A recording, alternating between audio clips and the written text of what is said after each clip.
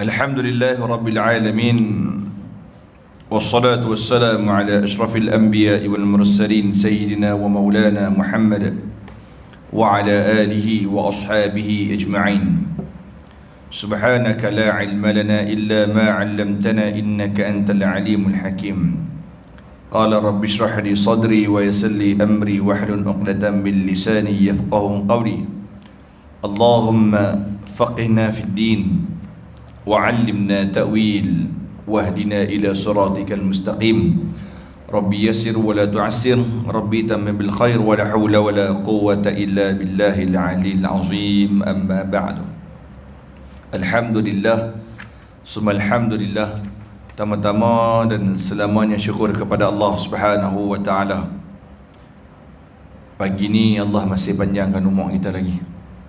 Alhamdulillah. Dan Alhamdulillah umur kita Allah Ta'ala bagi lagi iman dan Islam. Mudah-mudahan nikmat iman dan Islam terus kekal sampailah kita bertemu hari yang mana semua orang tidak boleh lepas, iaitu hari kematian dia sendiri. Amin, amin ya rabbal alamin.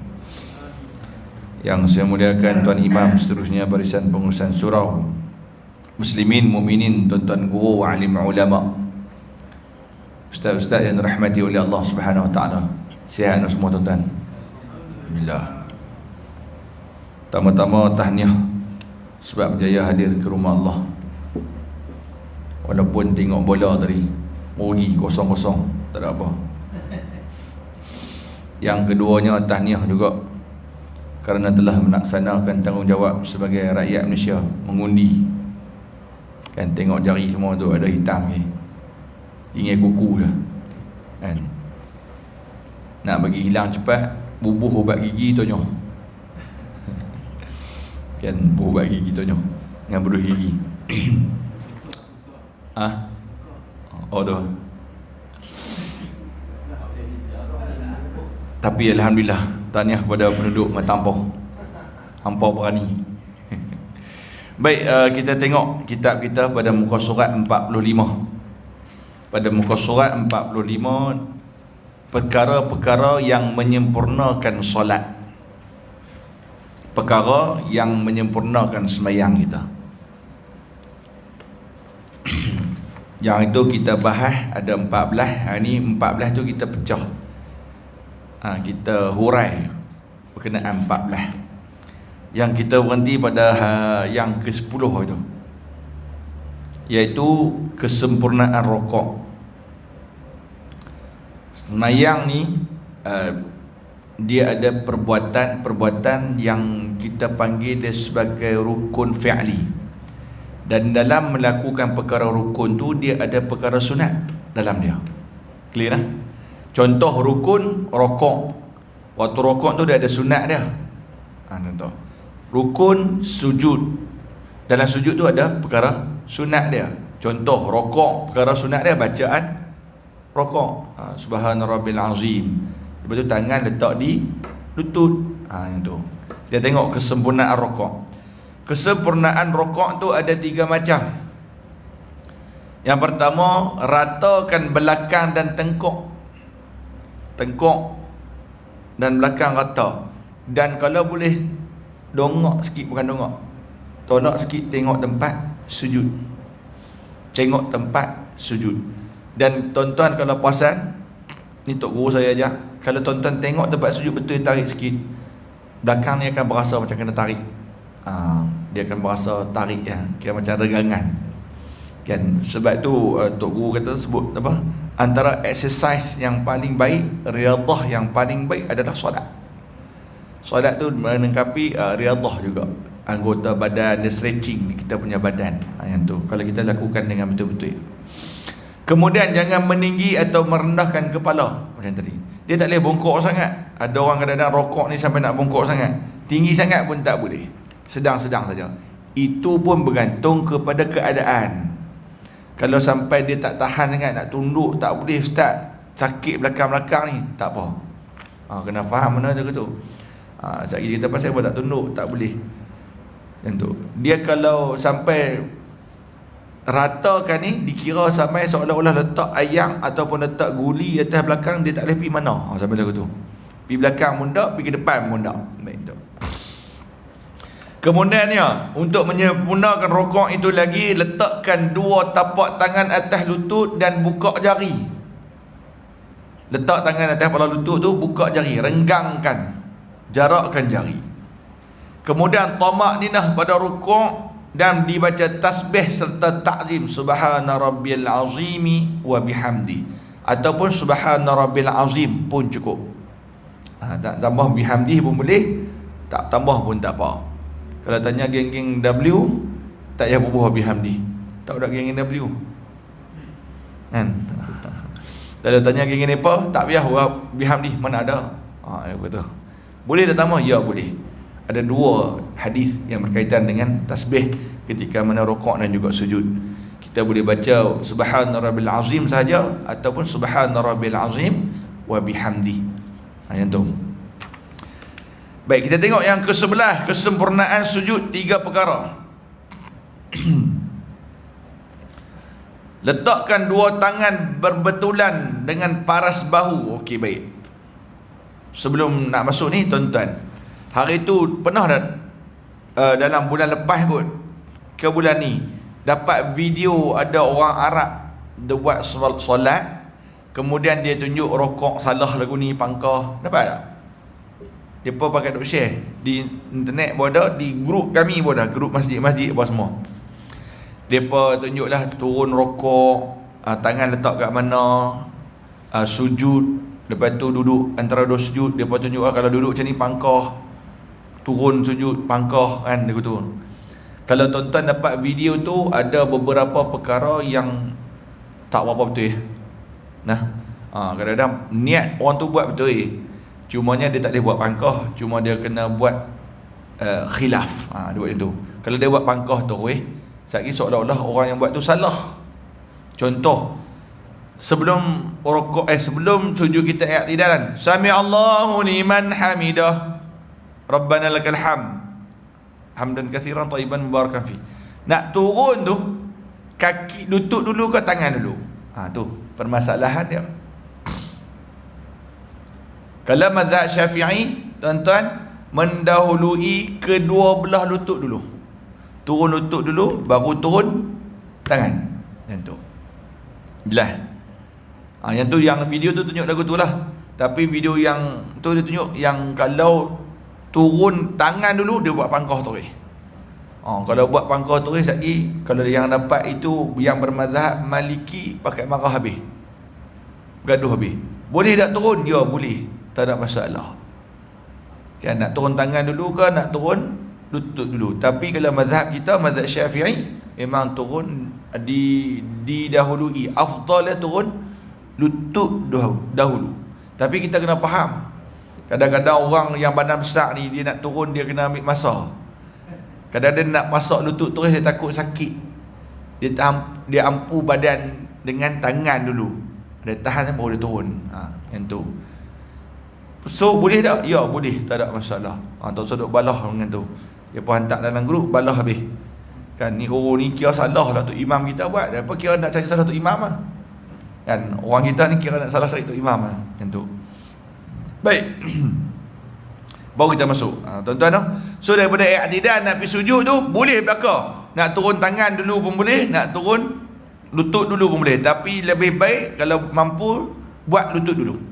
Itu merupakan pandangan mazhab Syafi'i, Hanafi dan juga Hanbali. Dan pandangan Imam Malik, Maliki, turun tangan dulu. Baik, dan tu. Kita tengok kesempurnaan sujud ada 3 macam. Yang pertama, letakkan dua tangan berbetulan dengan paras bahu. Dua tangan, bahu straight kan. Direnggangkan dua lengan daripada rusuk. Angkat sikit apa nama ni, siku. Siku. Jangan letak siku di lantai. Itu merupakan perbuatan anjing. Nabi kata i'tadilu. Dalil dia dalam bawah sekali. Contoh tengok bawah sekali tu. Tu dalil dia. Yang tulisan Arab tu. I'tadilu fis sujud wala yabsutanna ahadukum dhira'ih imbisatal kalb. Nampak? Jangan menghamparkan salah seorang daripada kamu zira'ih ni, kedua-dua sikunya, seperti mana perbuatan anjing. Anjing kan duduk dia rapat terus dia punya siku. Jadi kita tak boleh, kena angkat sikit dan renggang sikit tangan, buka sikit. Dan nak buka ketiak ni tuan-tuan, dia kadang-kadang tengok juga kalau bersolat berjemaah, kita tak boleh nak buka suka hati kita sampai berlaga orang sebelah. Kadang-kadang dia betul-betul nak buat, dia kena,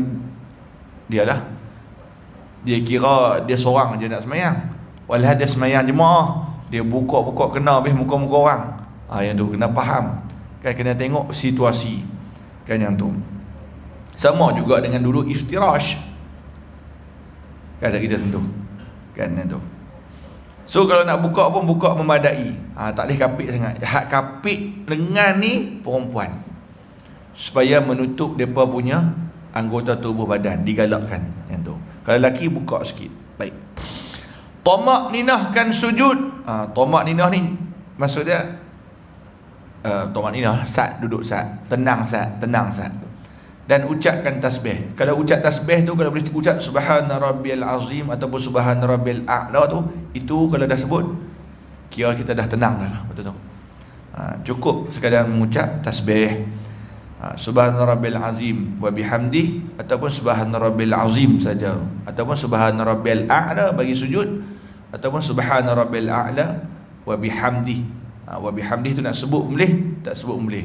Ataupun tuan-tuan nak baca subuhun quddus wa rabbul malaikatu war ruh pun boleh tu. Sebab kita takut dengar pasal apa dia ni sebut macam bunyi lain ni. Mazhab mana pula mai ni? Kita duk marah orang kira mazhab mana. Kan yang tu. Baiklah, sujud. Dan waktu sujud tu tuan-tuan, jari kaki belakang pacak tekan, pacak tekan. Bagi jari itu menghadap kiblat. Bagi jari itu menghadap kiblat. Yang tu, bagi jari ke menghadap kiblat. Pacak tu. Baik. Kesempurnaan duduk pula. Hendaklah duduk di atas tapak kaki kiri dan didirikan tapak kaki kanan jika tahiyat awal. Keluarkan kaki kiri di bawah betih kaki kanan pada tahiyat akhir. Yang ni kita panggil iftirash dan juga tawarruk. Okey. Baik. Duduk antara dua sujud maupun duduk tahiyat awal ni, dia ada dua macam. Yang pertama iftirash, duduk atas kaki kiri, tapak kaki kiri, kaki kanan pacak bagi yang mampu. Pacak. Ataupun yang kedua duduk iqa'. Duduk iqa' ni lagu mana? Pacak dua-dua. Clear kan? Biasa tengok kan, pacak dua-dua, duduk terus atas tumit tu. Dia pacak dua-dua iqa'. Tapi tu pun video yang tu sama. Video tu dia kata iqa' tu pangkah, dia berpangkah. Tak boleh kan? Iqa' itu merupakan amalan mazhab Maliki. Lebih sesa betul. Sama juga macam tadi turun kaki tangan dulu untuk lutut sakit. Boleh. Baik, duduk di antara dua sujud ni ada dua macam. Satu iftirash, satu iqa'. Yang Nabi kata dilarang iqa' tu, iqa' duduk seperti anjing, kaki buka dua-dua, macam baby duduk lah. Budak-budak kan suka duduk tu, waktu dia pemain, dia letak pungkuk atas lantai tu, kaki buka dia tu. Hak tu tak boleh. Jelas tak? Hak tu tak boleh. Yang tu iqa' juga. Okey, yang tu pun iqa' juga. Iqa' yang dibenarkan ini adalah iqa' yang pacak dua-dua kaki, tekan, duduk pungkuk atas kaki. Itu boleh. Dan itu juga sunnah. Kena clear benda ni. Takut lagi dapat video pangkah orang, apa sepa ni kan, duduk tak betul. Dan kalau boleh pacak kaki, duduk yang duduk atas pungkuk iftirash tu, duduk atas pungkuk atas tapak kaki kiri, pacak kaki kalau boleh, bagi mampu. Itu lebih baik. Kalau tak pun tak apa. Kalau duduk atas duduk tapak kaki, banyak orang duduk tu kan, duduk jadi dia bagi act kaki dia duduk, itu tak digalakkan. Tapi tak batal semayang tak digalakkan lah. Tak apa comel lah, tak apa comel. Kalau balik baik duduk atas tapak kaki tu. Pungkok tu bagi duduk atas tapak kaki, kaki ni tak apa, nak pacak boleh, tak apa pacak pun, tak apa, pacak lebih baik. Yang tu. Clear dah? Yang tak boleh duduk terus atas lantai. Kaki dua kaki buka betul. Sopan anjing duduk tu. Kita panggil iqa' juga. Duduk iftirash yang dibenarkan lah. Baik. Duduk tahiyat akhir pula macam mana? Duduk tahiyat akhir ada 3 pilihan. Yang pertama duduk secara tawarruk. Itu yang paling baik. Macam mana? Kaki masuk kiri bawah. Macam kita duduk lah tahiyat akhir kita. Itu paling baik pada pandangan mazhab Syafi'i. Itu paling baik. Ataupun duduk iftirash macam duduk tahiyat awal. Macam duduk tahiyat awal. Ataupun duduk iqa' yang pacak dua-dua ni. Yang tu paling baik. No, kena clear. Duduk dah tu. Kalau duduk bersila boleh tak? Dia tak mampu duduk bersila. Kan? Boleh. Sah solat dia. Sah solat dia. Cuma dia khilafus sunnah. Bertentangan dengan sunnah. Yang tu. No, clear dah bab duduk ni. Kena clear betul. Sebab hari tu dapat video tu dia tunjuk duduk iqa' dia berpangkah. Tak boleh lah tu. Jangan berpangkah. Nak berpangkah pun kata khilaf mazhab apa-apa. Contoh lagu tu.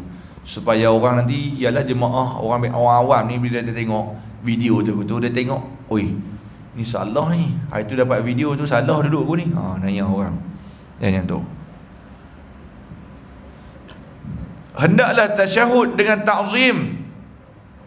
Baca syahadah dengan mengagungkan dan selawat kata Nabi Muhammad sallallahu alaihi wasallam. Kata Nabi. Dengan sempurna serta ahli keluarga dan sahabat.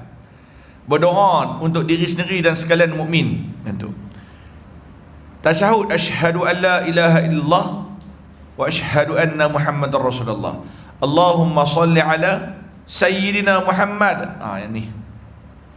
Jadi isu nak sebut sayyidina kau tak payah sebut. Sebut pun boleh, tak sebut pun boleh. Dua-dua boleh.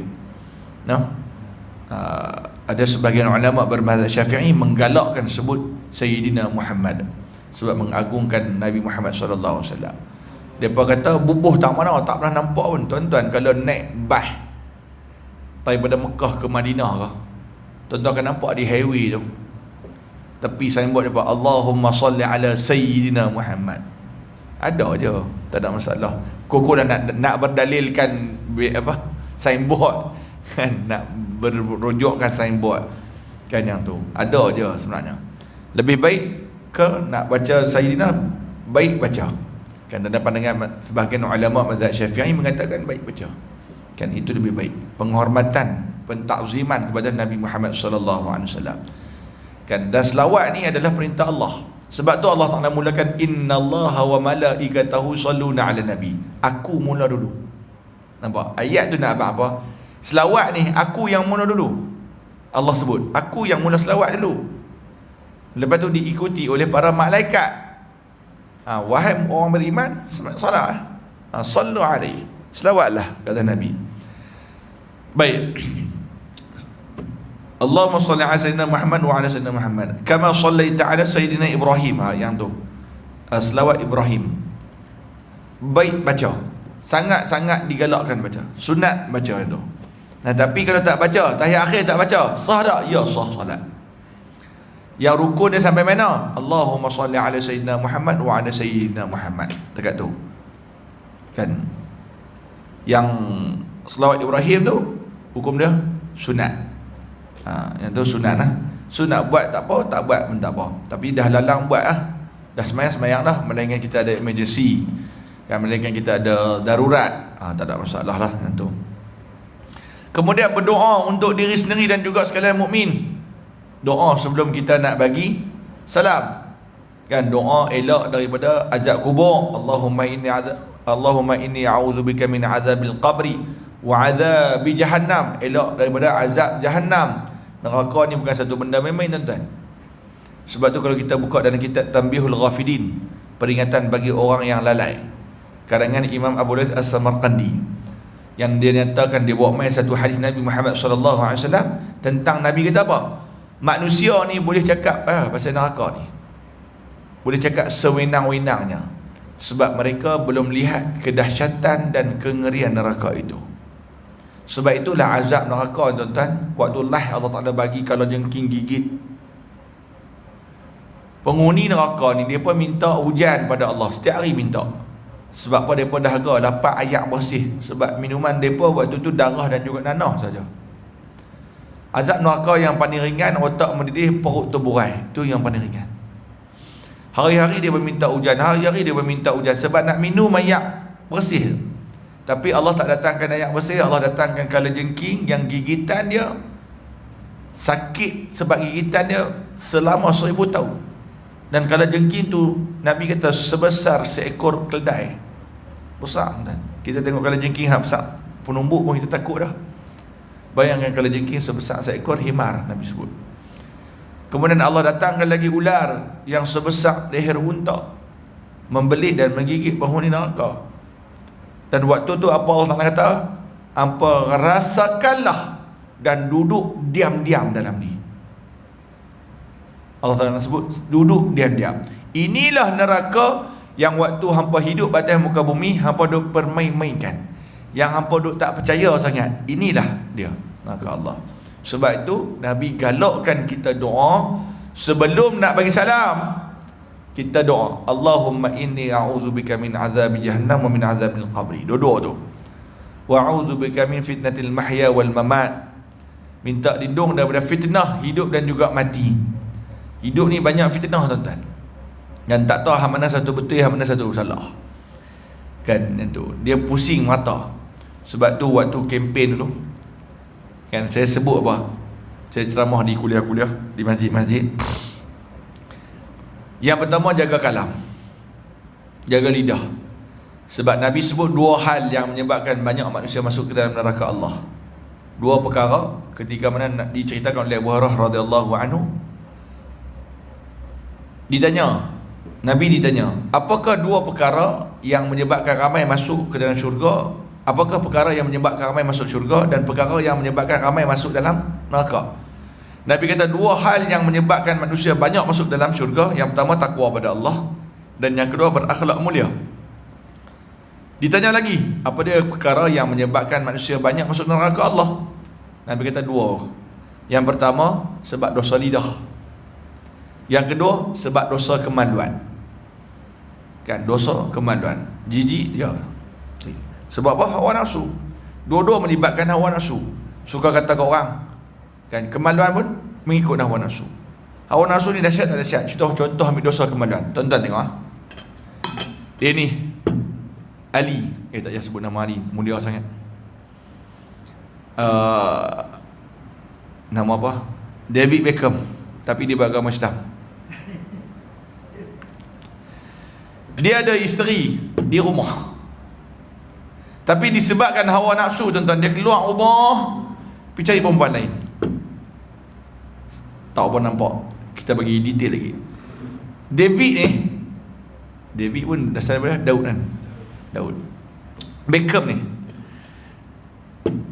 dia ni ada isteri di rumah. Disebabkan hawa nafsu, dia ada isteri di rumah, dan sebenarnya isteri dia tu hanya disentuh oleh diri dia seorang je. Yang hanya pegang isteri dia tu dia seorang, yang peluk isteri dia tu dia seorang saja, yang kucuk cium bini dia tu dia seorang saja. Tapi disebabkan hawa nafsu, dia keluar rumah, dia pergi cari seorang perempuan yang dipeluk, dicium oleh ratusan lelaki. Jijik tak? Tu hawa nafsu. Walhal dia ada bini yang peluk, ditiduri oleh dia seorang je. Tak ada orang yang tidur dengan bini dia, dia seorang, dia yang peluk, dia dah cium, dia dah bersama. Tapi dia sanggup pergi cari seorang perempuan lain yang ditiduri, peluk, dicium oleh ratusan lelaki-lelaki lain. Tu nak kata jijiknya hawa nafsu kalau diikut. Contoh. Sebab tu Nabi kata antara hal yang menyebabkan banyak manusia masuk dalam neraka Allah, lidah, kemaluan. Lidah dan juga kemaluan. Sebab tu fitnah dunia, waktu itu banyak dah dosa-dosa lidah yang ditaburkan. Habis pilihan raya pun dah dilantik apa semua pun, dosa lidah tetap berjalan. Cukup lah, cukup. Kan cukup. Kita beriman kepada qada dan juga qadar Allah. Kan setiap yang berlaku pasti ada hikmahnya. Kan tak semestinya apa yang kita nak tu Allah Taala bagi. Kan contoh perjuangan. Perjuangan, kalau nak kata perjuangan ni, Nabi Muhammad SAW punya doa pun 17 bulan baru Allah Taala makbul. Contoh, kita ambil satu contoh doa Nabi untuk ubah kiblat. Kiblat asal menghadap Masjidil Aqsa. Waktu menghadap Masjidil Aqsa tu, apa yang Nabi tak kena? Alah Muhammad sembang kemas sangat, ni bahasa kita, bahasa kita. Sembang kemas sangat, hang punya lah yang paling bagus, hang menghadap tempat kami menghadap juga. Hang sujud pada tempat kami sujud juga. Nabi minta pada Tuhan, minta pada Allah. Bukan on the spot, 17 bulan baru dapat perintah untuk menghadap Masjidil Haram, kiblat ni. Bayangkan 17 bulan. Tu teraka kasih Allah. Bayangkan Nabi berdakwah secara sir pun 3 tahun. Bayangkan Nabi Nuh AS berapa ratus tahun dakwah, tak sampai 100 orang pun yang ikut. So benda tu tak payah duk fikir teruk sangat kan. Redha lah, redha dengan takdir Allah Subhanahu Wa Taala. So doa daripada lindungi daripada fitnah dunia dan juga kematian, dan jangan lupa doa daripada fitnah Masih Dajjal. Fitnah Dajjal yang tu. Dan doa baik. Yang ke-13, kesempurnaan salam. Ucap salam dengan sempurna disertai dengan niat yang sebenarnya. Dan salam itu ditujukan kepada orang yang berada di pihak kanan, yang terdiri daripada malaikat dan juga orang mukmin di kalangan jin dan manusia. Demikian juga pada belah kiri. Kira macam Assalamualaikum warahmatullahi kali. Anggap apa ditujukan kepada malaikat dan juga kalau ada orang kita semain jemaah pada orang sebelah, jin dan juga manusia. Sama juga dengan salam belah kiri. Nak kali waktu bila? Kepala tu nak kali waktu bila? Assalamualaikum warahmatullahi. Patah di tengah. Assalamualaikum warahmatullahi. Kalau dia tambah wabarakatuh boleh tak? Ya boleh. Assalamualaikum warahmatullahi wabarakatuh. Assalamualaikum warahmatullahi wabarakatuh. Boleh. Dia bagi salam Assalamualaikum warahmatullahi. Tak kali kepala. Boleh tak? Ya boleh. Salam itu yang perbuatan tu, salam. Kan? Yang ini sunat. Kali kepala ni sunat. Sama juga kalau nak terkentut, bagi salam pertama dulu. Assalamualaikum warahmatullahi. Perut kentut, cukup bangun. Jangan sambung. Sambung batas semayang. Contoh, Assalamualaikum warahmatullahi. Perut kentut. Assalamualaikum warahmatullahi. Batas semayang. Jelas tak? So kalau dah habis salam pertama dia kentut, jangan bagi salam yang kedua. Kena clear, no? Kena jelas benda tu. Sebab yang rukun itu adalah pada salam yang pertama. Tapi kalau dia pergi kentut juga, disambung lagi salam, batal solat dia. Baik, yang ke-14, kesempurnaan ikhlas. Itu 3 perkara. Hendaklah menuntut redha Allah jua pada solat, dan jangan sesekali menuntut redha manusia. Dan ni banyak manusia cari redha manusia lebih pada redha Allah. Nak cari nama pandangan manusia lebih pada pandangan Allah. Hendaklah difikirkan taufik itu datang daripada Allah, hidayah itu datang daripada Allah, petunjuk itu datang daripada Allah. Niat kena bagi betul. Hendaklah dipeliharakan ikhlas itu sehingga terasa lenyap diri bersamanya. Semayang ni tuan-tuan, kadang-kadang kita faham, orang duk tengok kita rasa macam dia mula duk main semayang sebab orang. Sebab tu sifat orang munafik ni alladzina hum yuraun. Bila dia buat ibadah, dia pun nak bagi orang tengok.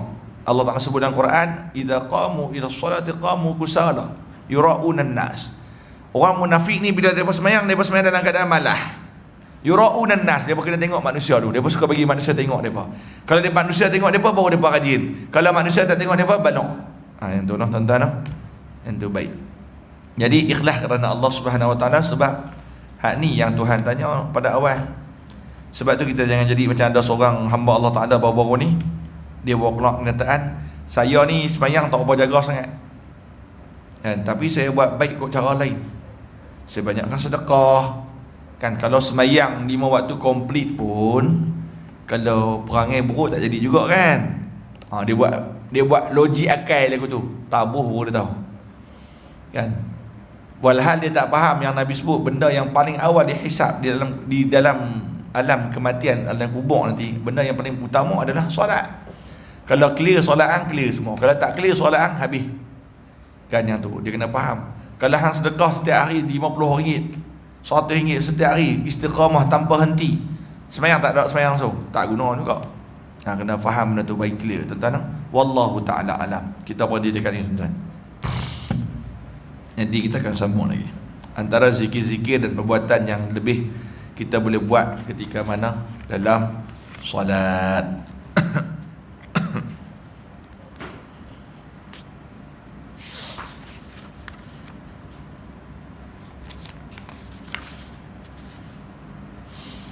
A'udzubillahi minasyaitonir rajim. Bismillahirrahmanirrahim. Alhamdulillahirabbil alamin wassalatu wassalamu ala asyrafil anbiya'i wal mursalin wa ala alihi wa ashabihi ajma'in.